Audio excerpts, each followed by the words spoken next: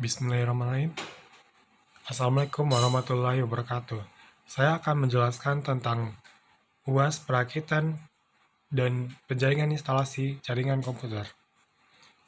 Perkembangan jaringan komputer. Jaringan komputer dapat diartikan sebagai sebuah rangkaian dua atau lebih komputer. Komputer ini akan dihubungkan satu sama lain dengan sebuah sistem komunikasi. Dengan jaringan komputer ini dimungkinkan bagi setiap komputer terjaring di dalamnya dan dapat bertukar-tukar data, program, dan sumber daya komputer lainnya, seperti media penyimpanan, printer, dan lainnya. Pengembangan teknologi komunikasi data dan jaringan komputer dewasa ini sudah terbatas hanya pada komputer. Berbagai perangkat teknologi komunikasi yang hadir saat ini berkembang mengikuti perkembangan teknologi komputer. Banyak di antaranya mengintegrasi perangkat komputer seperti Microsoft, prosesor, memori, display, storage, dan teknologi komunikasi ke dalamnya. Suatu jaringan komputer pada umumnya terdiri dari 3, yaitu minimal 2 buah komputer, kartu jaringan atau network interface card, dan medium koneksi.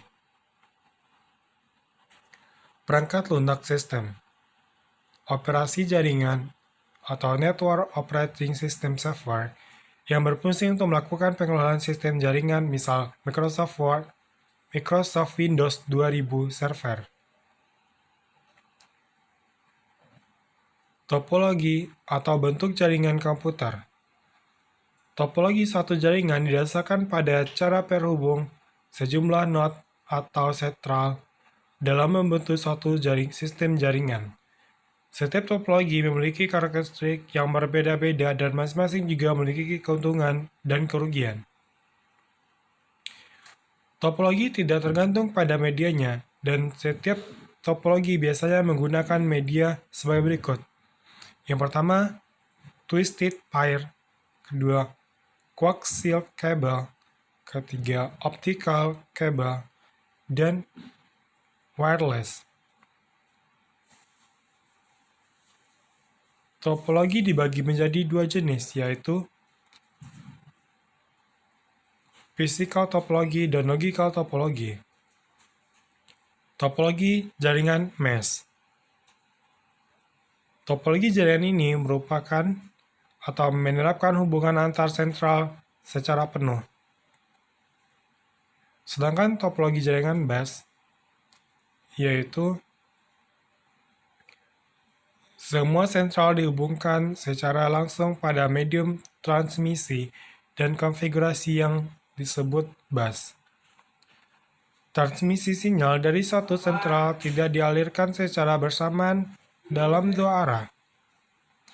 Hal ini berbeda sekali dengan yang terjadi pada topologi jaringan mesh atau bintang, yang pada kedua sistem tersebut dapat dilakukan komunikasi atau interkoneksi antar sentral secara bersamaan. Topologi jaringan bintang atau star. Dalam topologi jaringan bintang ini, salah satu sentral dibuat sebagai sentral pusat. Bila dibandingkan dengan sistem mesh, sistem ini mempunyai tingkat kerumitan jaringan yang lebih sederhana sehingga sistem jaring menjadi lebih ekonomis. Tetapi, beban yang dipikul sentral pusat cukup berat.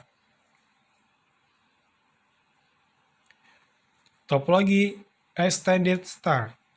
Topologi extended star merupakan perkembangan lanjutan dari topologi star, di mana karakteristiknya tidak jauh berbeda dengan topologi star, yaitu tiap node berkomunikasi langsung dengan subnode. 2. Digunakan pada jaringan yang besar dan membutuhkan penghubung yang banyak. Jika satu kabel subnode terputus, maka subnode yang lainnya tidak terganggu. Tidak dapat digunakan kabel atau lower grade yang hanya mengandalkan satu traffic node, karena untuk berkomunikasi antar 2 node ke node lainnya membutuhkan beberapa kali hops. Topologi jaringan hierarki dan pohon.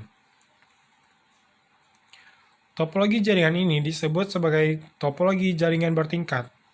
Topologi ini biasa digunakan untuk interkoneksi antar sentral dengan hierarki yang berbeda.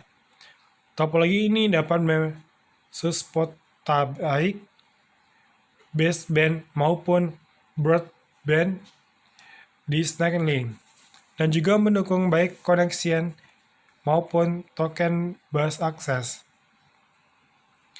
Topologi jaringan cincin atau ring. Untuk membentuk jaringan cincin, setiap sentral harus dihubungkan seri atau satu dengan yang lain, dan hubungan ini akan membentuk loop tertutup. Dalam desain ini, setiap sentral harus dirancang agar dapat berinteraksi dengan sentral yang berdekatan maupun berjauhan. Yang paling banyak digunakan dalam jaringan komputer adalah jaringan bertipe bus dan pohon. Hal ini karena alasan kerumitan, kemudahan instalasi, dan pemeliharaan, serta harga yang harus dibayar.